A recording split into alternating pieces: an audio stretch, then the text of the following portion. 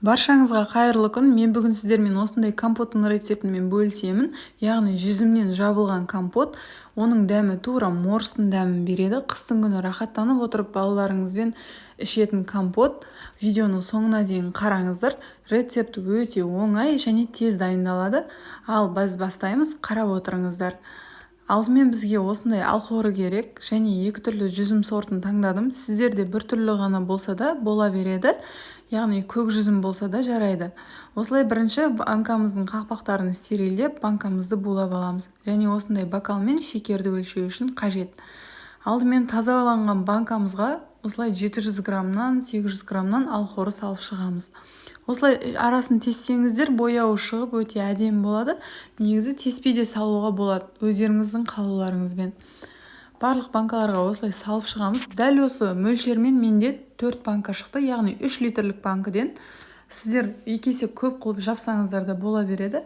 Міне енді жүзімдерімізді араластырып салып аламыз. Барлығын банканың ішіне орналастырғаннан кейін жаңағы бокалымызбен 2 бокал толтырып қантын саламыз. Егер дәмі тәтті емес болсын десеңіздер, 1 бокал қант та жетеді. Мен көбірек тәтті қосамын, себебі қыстың күні 2 есе қылып ішеміз. Арасына су араластырсаңыздар, дәмі өте керемет шығады.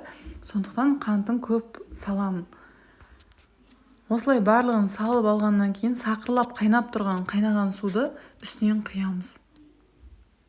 Видеом сіздерге пайдалы болып жатса, әлі маған тіркелмеген көрермен болсаңыз, подписаться батырмасын басып, лайк қалдыруыңызды сұраймын. Алдын ала рахмет.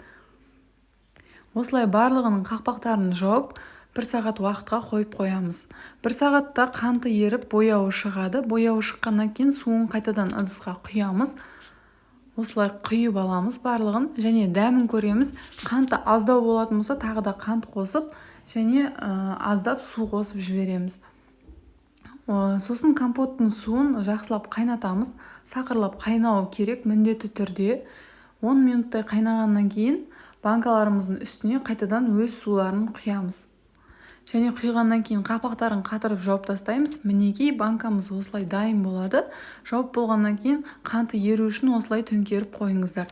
Міндетті түрде араластырып қойыңыздар, сонда қанты еріп өте әдемі болады. Және біраз уақыт тұрғаннан кейін түсі өте қатты ерекше болып, қызғылт түске боялады.